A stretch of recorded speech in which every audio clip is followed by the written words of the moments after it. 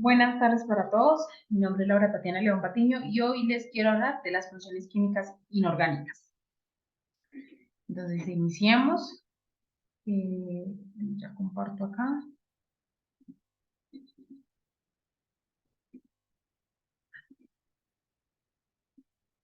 Listo. Entonces, las funciones químicas inorgánicas. Las principales funciones químicas inorgánicas son los óxidos, hidróxidos, ácidos, sales y hidruros. Vamos a verlos uno por uno. Entonces, los óxidos, ¿qué son? Los óxidos son compuestos binarios formados por un elemento y un óxido. Los óxidos se dividen en dos grupos, de acuerdo con el carácter del elemento que se une. Con el oxígeno, si el elemento es metálico, el óxido es básico o simplemente óxido. ¿Cómo se forman? El óxido es la mezcla producto de la unión de un elemento metálico con el oxígeno, como óxido de nitrógeno, óxido de calcio, óxido de plomo, entre otros. ¿Cómo se clasifican? Los óxidos se dividen en dos grupos, los cuales son, primero, los óxidos básicos. Eh, Acá es un compuesto covalente que resulta cuando el oxígeno reacciona con un no metal. Por ejemplo, el óxido nítrico o el dióxido de nitrógeno.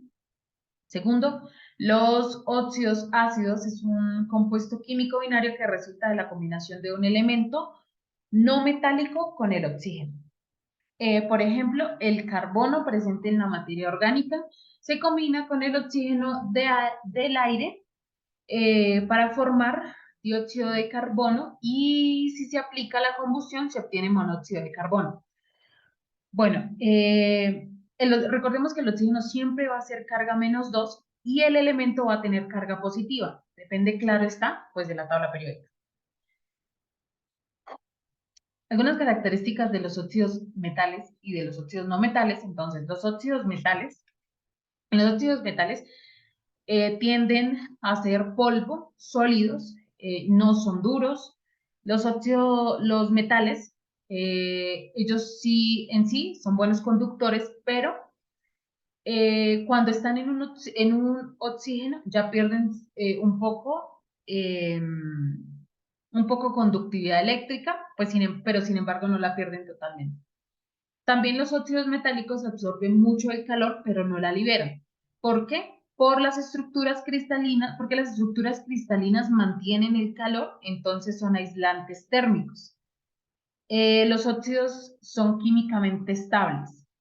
En los óxidos no metales, normalmente los óxidos son gaseosos y se utilizan para producir ácidos, entonces se utilizan como sustancias antimicrobianas.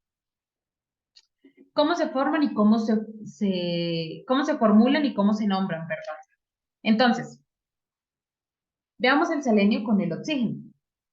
Si yo pongo a reaccionar el selenio con el oxígeno, ¿qué me va a formar? Entonces, lo primero que tenemos que ver son los estados de oxidación del selenio. El selenio tiene estados de oxidación, -2, +2, +4 y +6.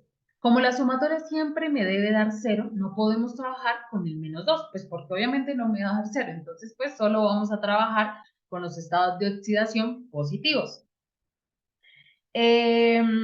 Acá puedo formar 3 óxidos, uno con cada estado de oxidación que tenemos. El +2, el +4 y el +6. Ya sabemos que acá utilizando el +2, con el -2, pues me va a dar 0. Entonces queda así, SeO. Hacemos el cruce, bueno, acá con el +4 hacemos el cruce de los estados de oxidación y nos quedaría SE2 o 4, pero pues la idea es que siempre simplificar porque la idea es que quede la menor porción posible. Lo mismo pasa acá con el +6, entonces Ce2 o 6 simplificado CeO3. Acá un ejemplo con metales, entonces se debe hacer el mismo procedimiento anterior. En primer lugar debemos mirar los estados de oxidación. Si tenemos hierro con oxígeno, recordemos que el hierro tiene dos posibles estados de oxidación. Podemos trabajar con +2 o +3. Y lo mismo, entonces acá con el +2 realizamos el debido procedimiento, determinamos que la sumatoria total acá nos da 0. Y acá, en este caso, me daría más 3, utilizando el estado de oxidación, más 3, más 1 me daría, perdón. Por ende, la fórmula estable de este compuesto me quedaría FeO. Bueno, entonces, nomenclatura de los óxidos. Partamos por qué es nomenclatura. Nomenclatura quiere decir nomenclar, valga la redundancia, o nombrar. La idea es darle nombres diferentes, pero no cualquier nombre. El desarrollo de la química orgánica a partir de los años 30 del siglo XIX propició la creación de nuevos términos y formas de nombrar compuestos. De acá surgieron los sistemas de nomenclatura que básicamente pues, nos ayudarían, ya como dije, a diferenciar los compuestos los unos con los otros. Existen 3 sistemas de nomenclatura a nivel mundial aceptados, los cuales son, primero, nomenclatura Stock, segundo, nomenclatura UPAC o sistemática también, y tercero, nomenclatura tradicional. Cada uno se basa en un sistema diferente. Lo vamos a ver uno por uno. Entonces, primero, nomenclatura Stock. Esta nomenclatura es muy sencilla, se basa en poner el nombre de la función química. Como estamos hablando de óxidos, pues los vamos a llamar así, óxidos. Entonces, en primer lugar, en el caso, por lo menos de los óxidos de hierro, del ejercicio anterior, en la nomenclatura stock me piden que escriba la palabra óxido de hierro, en este caso, pues que es el que tenemos, bueno, o el nombre del metal o del no metal, depende de que tengamos.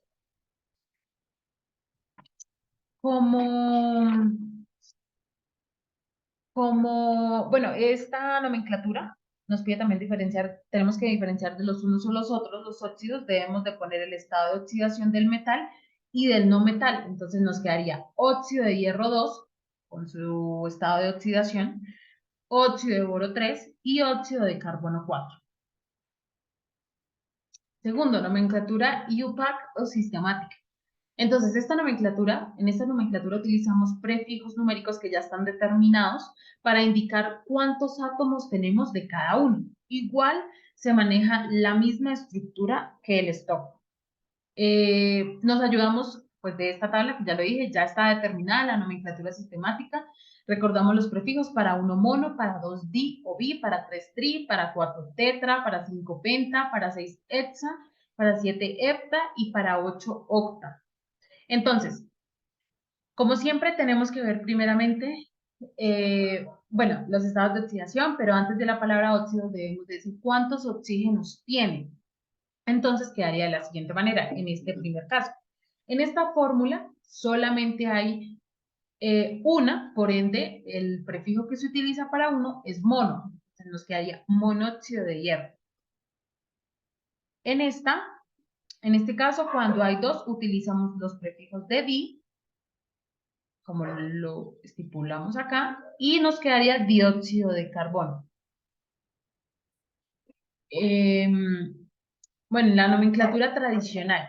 Para trabajar esta nomenclatura, como nosotros debemos conocer los estados de oxidación, esta nomenclatura es aquella famosa por terminar en oso e ico y tener los prefijos hipo y per, pero depende de cada nombre de los estados de oxidación que tenga cada elemento. Por ejemplo, los elementos que tienen dos estados de oxidación, para el menor, su terminación sería oso y para el segundo, su terminación sería ico. Para los que tienen 3 estados de oxidación, para el menor inician hipo, terminan oso, para el segundo terminan oso y para el tercero terminan en ico. Para los que tienen 4 estados de oxidación, para el menor iniciaría en hipo, terminaría en oso, para el segundo terminaría en oso y para el tercero terminaría en hipo y para el mayor iniciaría en per y terminaría en ico. ¿Cómo lo vemos en este ejemplo? Entonces, tenemos el cloro tenemos que el cloro tiene 4 estados de oxidación y en este caso tiene su mayor estado de oxidación que es más 7. Por ende, como tiene 4 y tiene su mayor, entonces nos quedaría óxido de perclórico. Bueno, ¿qué aplicaciones tiene en la industria? Ejemplo de materiales de este tipo en la ingeniería civil. Entonces, los óxidos básicos se utilizan en la industria para elaborar colorantes como mancillas, producir fertilizantes que combatan con problemas de acidez en los suelos, entre otros. Los óxidos ácidos se utilizan en la industria para producir explosivos, como la pólvora y el óxido de uranio, metal reactivo utilizado en las centrales nucleares. Perdón. También se produce en las combustiones como el carbón, la madera, el petróleo y sus derivados. Bueno, en el campo de ingeniería civil vemos algunos óxidos reflejados que siempre utilizamos y es el óxido ferroso, el óxido férrico, el óxido de calcio, el óxido de litio, el óxido entanoso. Bueno, en segundo lugar tenemos los hidróxidos o bases. La reacción del óxido básico con el agua produce bases o hidróxidos. Estos compuestos que contienen el grupo OH-1 son comúnmente llamados bases o álcalis. Para escribir las fórmulas correctas de estos compuestos, debemos recordar que el grupo OH tiene carga -1. Entonces, en este grupo el compuesto está formado por hidrógenos, oxígenos y un metal. La estructura de hidróxido es la siguiente. Primero va el metal, luego lo acompaña el grupo OH, que es el grupo de los hidróxidos. Entonces, como ejemplo, tenemos monóxido de hierro. Cuando reacciona con agua nos va a formar nuestro hidróxido. Entonces, como el oxígeno es -2 y el hidrógeno +1, en total ese grupo tiene carga -1. Y como él tiene su carga de -1, el metal +2, él tiene su carga positiva. Entonces, siempre vamos a tener metal positivo y la parte negativa, todo el grupo OH-1. Acá, bueno, se cuadra la fórmula de la misma manera que los óxidos. Entonces, para que me dé 0 toda la fórmula OH, le ponemos un 2, el estado de oxidación del metal, se lo vamos a poner como subíndice. Entonces, ya así nos quedaría -2 del OH y +2 del hierro, que eso es igual a 0. O sea, nos quedaría FeOH con subíndice 2. Bueno, algunas características de los hidróxidos. Entonces, los hidróxidos se caracterizan por tener, pues como ya lo dije, ese grupo OH.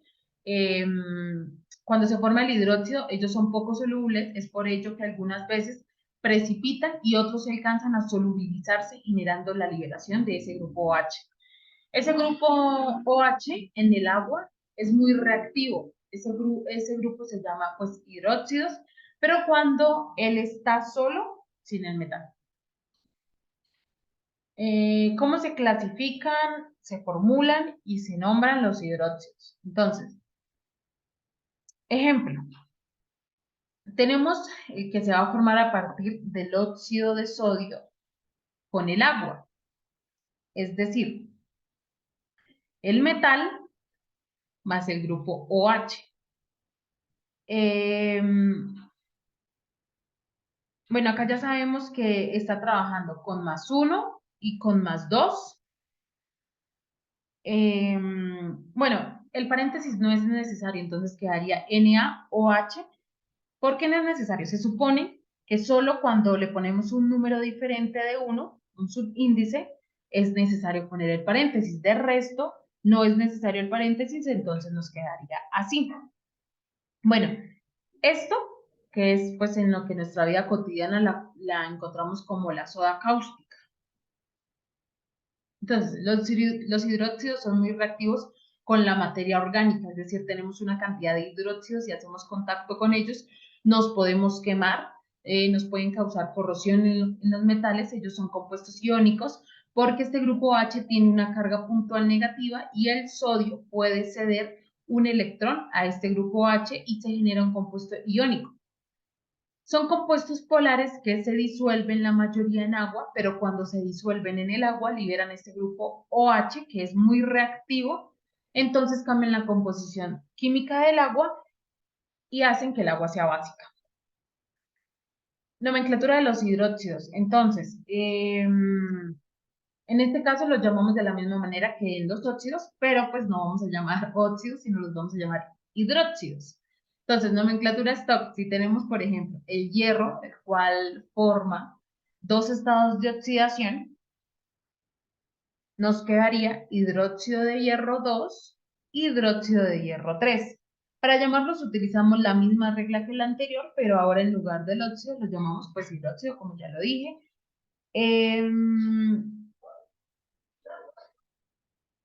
En segundo lugar, nomenclatura UPAC o sistemática. En esa nomenclatura también utilizamos los prefijos mono si es 1, di si es 2 o tri si es 3, dependiendo de los compuestos. Entonces acá tenemos 2, entonces nos quedaría dihidróxido de hierro. Acá trihidróxido de hierro. Acá como tiene el subíndice, acá como, bueno, tiene subíndice es OH, el metal no lleva, entonces solo le ponemos el prefijo al hidróxido. ¿Listo? ¿Qué aplicaciones tiene en la industria? Entonces, primero, el hidróxido de estaño se utilizan los colorantes de la industria de los tejidos. El hidróxido de cadmio se utiliza en la fabricación de baterías, de acumuladores industriales y de esmaltes. El hidróxido de platino se utiliza para la elaboración de alambres extremadamente finos.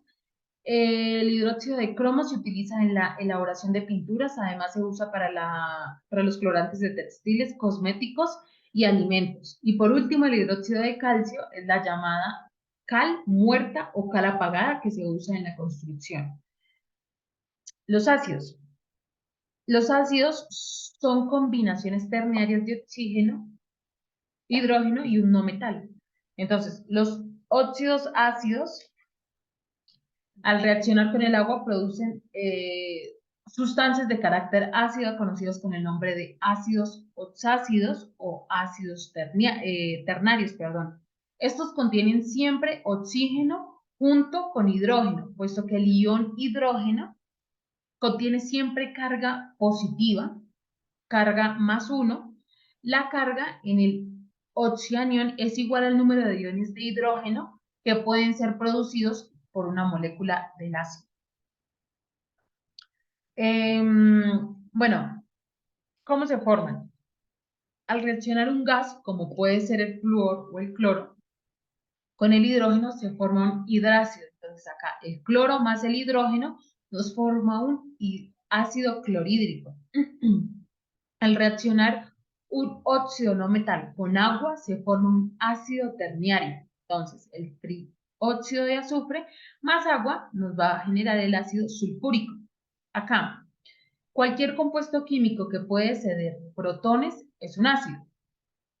Entonces, ejemplo, el ácido clorhídrico de la fórmula HCl en disolución acuosa. A lo que es mismo, lo siguiente es. El concepto de ácido es el contrapuesto al de la base. Para medir la acidez de un medio se utiliza el concepto de pH.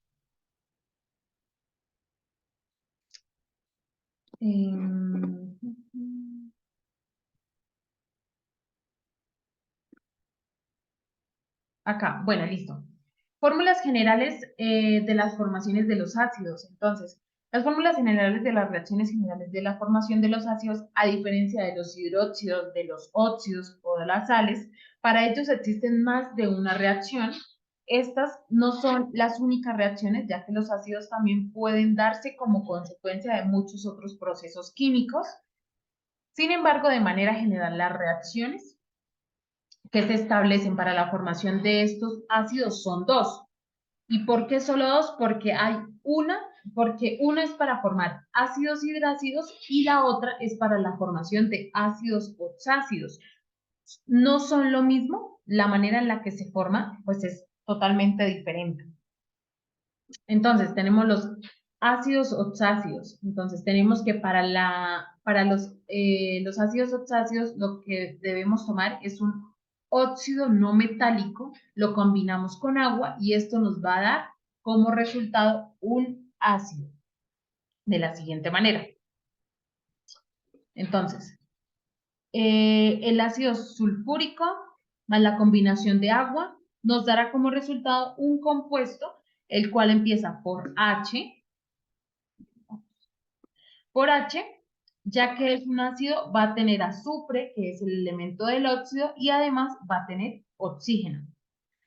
Bueno, la formación de ácidos oxáceos, al igual que en la formación de hidróxidos, los estados de oxidación no cambian, realizamos las operaciones para que la suma pues, de estos, de este número nos dé cero, como se realizó acá. Los ácidos hidrácidos, entonces, son aquellos que no tienen oxígeno y la manera en la que se forman es muy sencilla. Básicamente, lo que se toma es hidrógeno y lo vamos a combinar con el no metal del cual queremos que sea el ácido hidrácido. Por ejemplo, si el ácido que vamos a formar es un ácido con cloro, vamos a tomar el hidrógeno y tomamos el cloro y esto nos dará como resultado el ácido. Entonces, acá los estados de oxidación sí cambian, ya que el hidrógeno tiene el cero y el cloro igual. Y cuando un elemento no se encuentra combinado con nadie, está está en estado de oxidación cero. ¿Listo? Los elementos que generalmente se usan para la función de ácidos y hidrácidos son elementos que están en estado gaseoso, o sea, siempre están en estado molecular, por eso se les pone el subíndice 2. Bueno, y al pasar el hidrógeno va a convertirse en positivo y este no metal va a asumir el estado de oxidación negativo que tenga en la tabla periódica. O sea, en este caso, el cloro tiene -1 y quedaría HCl. La clasificación de los ácidos se clasifican en fuertes o débiles dependiendo de su capacidad para ionizarse, ceder un protón en solución. Entonces, ácidos fuertes está completamente ionizado en solución acuosa para ganar electrones. Ejemplos, está el ácido clorhídrico, el ácido nítrico y el ácido sulfúrico. En ácido débil, un ácido débil es aquel ácido que no está totalmente disociado en una disolución acuosa. Unos ejemplos de esos es el ácido acético, el ácido nítrico y el ácido bórico.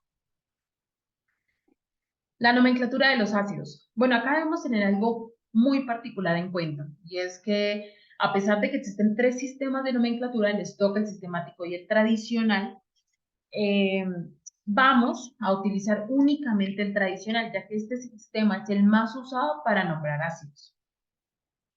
Entonces, tenemos el siguiente ácido, asignamos sus respectivos pues, estados de oxidación, y si miramos en la tabla periódica, lo que vamos a tener en cuenta es que el nitrógeno va a trabajar con 4 estados de oxidación, +2, +4, +3 y +5. Sin embargo, el nitrógeno es un caso especial porque él no forma ácidos con los 2 primeros estados de oxidación, sino únicamente con el +3 y el +5, sus 2 últimos estados de oxidación. Por lo tanto, no lo vamos a ubicar con 4 estados de oxidación, sino con 2.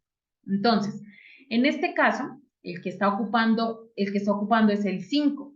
Por lo tanto, vamos a poner su terminación en ico.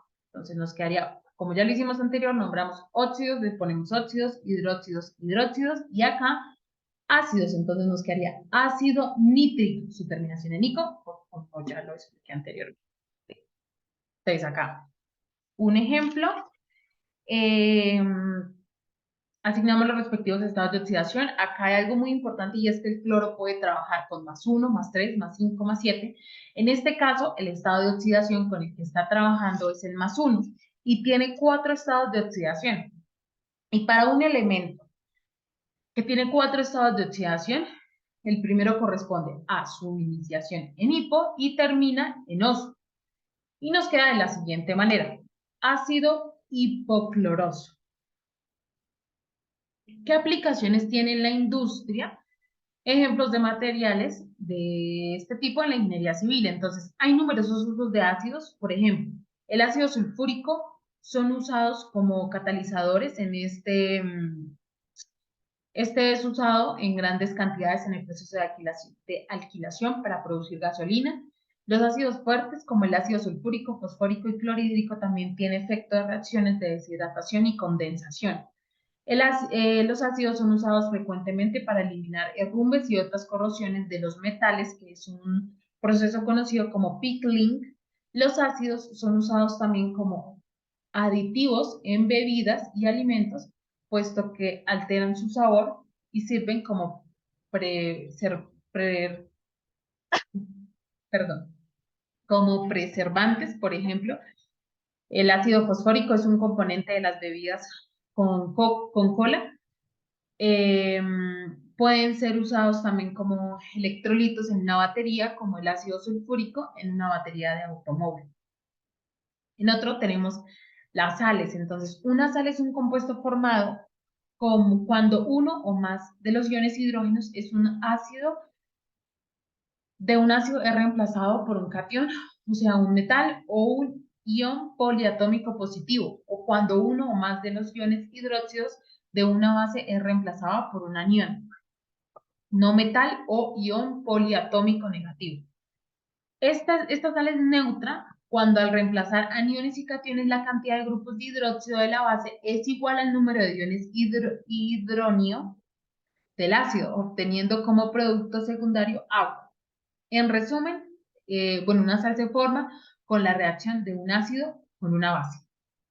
Entonces, en las sales binarias se combina un compuesto no metálico siempre con un metal. Estas sales tienen en su nomenclatura la terminación uro. Las sales ácidas son las sales de ácidos polípticos más de un anión H positivo reemplazable, en las cuales uno o más átomos de hidrógeno permanecen en la sal. Entonces, formación de las sales.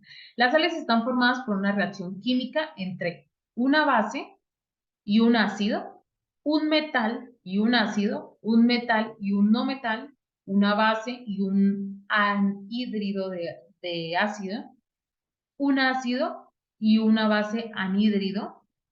Las sales también pueden formarse si se mezclan soluciones de diferentes sales. Sus iones se recombinan y la nueva sal es insoluble y precipita. Entonces tenemos acá este ejemplo. Clasificación de las sales. Las sales se pueden clasificar en diversas formas. Uno, las sales que producen iones de hidróxido cuando se disuelven en agua se denominan sales alcalinas. Dos, las sales que producen soluciones ácidas se llaman sales ácidas. Las sales neutras son aquellas sales que no son ni ácidas ni básicas. Y por último, los iones dipolares contienen un centro iónico y catiónico de la misma molécula, pero no se consideran sales. La nomenclatura de las sales. Entonces, según la nomenclatura tradicional, las sales se denominan por el nombre de anión con cierto prefijo y sufijo, seguido de la preposición de y el nombre del catión. Hay que distinguir entre distintos casos. ¿Qué casos tenemos? Uno, en las sales de hidroácidos se sustituye la terminación hídrido del hidrácido del que proviene el anión para la terminación uro. Por ejemplo, en el cloruro de sodio, el anión proviene del hidrácido HCl y ácido clorhídrico. Otro, se sustituye la terminación oso-oico del oxoácido, del cual proviene el anión por la correspondiente de hito o ato. Por ejemplo, el Ca3 es el fosfato de cal, el anión PO4,3 proviene del H3PO4 ácido fosfórico. Otro, las sales básicas, las sales que contienen pues los iones hidroxilo o H se nombran indicando el número de hidroxilos seguido del anión central y finalmente el catión. Por ejemplo, es hidroxicloruro de magnesio. Hidroxicloruro de magnesio. Las sales ácidas, sales que provienen del ácidos polipróticos que contienen átomos de hidrógeno sustituyen, se denominan indicando el número de hidrógenos no sustituidos que quedan en la molécula usando el prefijo correspondiente. Por ejemplo, este es la hidrogenosulfuro de sodio. El anión HS proviene del ácido sulfhídrico. ¿Qué aplicaciones tienen en la industria? Entonces, ejemplo de materiales. Así la sal resulta fundamental para la elaboración de toda clase de derivados y compuestos cloro, cloroalcalinos. Entonces, como primer lugar, uno de los materiales más frecuentes que nacen a partir de la manipulación de dichos materiales es el plástico de tipo PVC. Segundo lugar es el carbonato sódico sintético, también conocido como sosa. A partir de este elemento puede obtenerse vidrio, pero también otros elementos como tintes artificiales. Y por último, se utiliza para fabricar jabones cosméticos y sales de baño y detergentes en polvo. Por último, tenemos los hidrulos. Entonces, un hidrulo es un compuesto químico formado por cualquier elemento y un hidrógeno se divide en hidrulos metálicos, los cuales se forman con un metal más un hidrógeno, e hidrulos no metálicos, los cuales se forman con un no metal más hidrógeno, más un hidrógeno. Entonces, hidrulos no metálicos son compuestos formados por hidrógeno y un elemento no metálico. El no metal siempre actúa con su menor número de valencia, por lo cual uno de ellos forma un solo hidrulo no metálico. Generalmente se encuentra en estado gaseoso a la temperatura ambiente. Entonces, algunos manifiestan propiedades ácidas tales como los hidrulos de los elementos flúor, cloro, bromo, yodo, azufre, selenio y telurio. Mientras otros que no son ácidos como el agua, el amoníaco, metano y silanes. Se nombran añadiendo, bueno, ¿cómo se nombran los hidrulos? Se nombran añadiendo la terminación uro en la raíz del nombre del no metal y especificando a continuación de hidrógeno. La siguiente tabla escoge algunos ejemplos de hidrulos no metálicos. Entonces, la fórmula HF, nomenclatura de composición o estequiométrica, entonces es fluorulo de hidrógeno, HCl cloruro de hidrógeno, HBr bromuro de hidrógeno, HL yoduro de hidrógeno, H2S sulfuro de hidrógeno, H2SE seleniuro de hidrógeno y H2TE telurulo de hidrógeno. Mm, Hidrulos metálicos, entonces son compuestos binarios construidos por hidrógeno y un elemento metálico.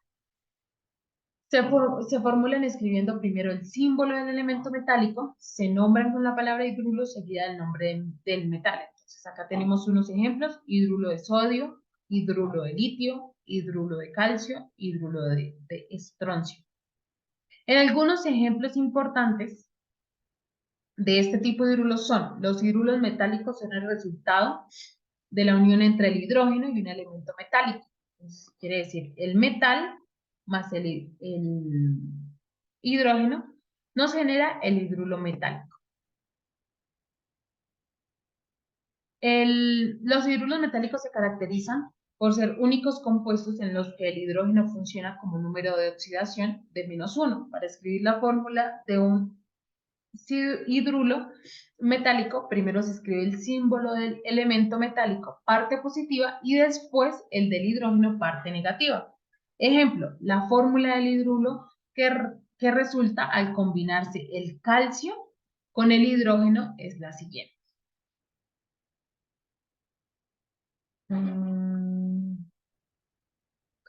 Entonces, ¿qué aplicaciones tiene la industria? Ejemplo de los materiales de este tipo en la ingeniería civil. Entonces, se utilizan en explosivos y pirotecnias como combustible de cohetes, y en la fabricación de otras sustancias químicas también se utiliza para almacenar hidrógeno de vehículos que funcionan con hidrógeno. Y eso es todo. Muchas gracias.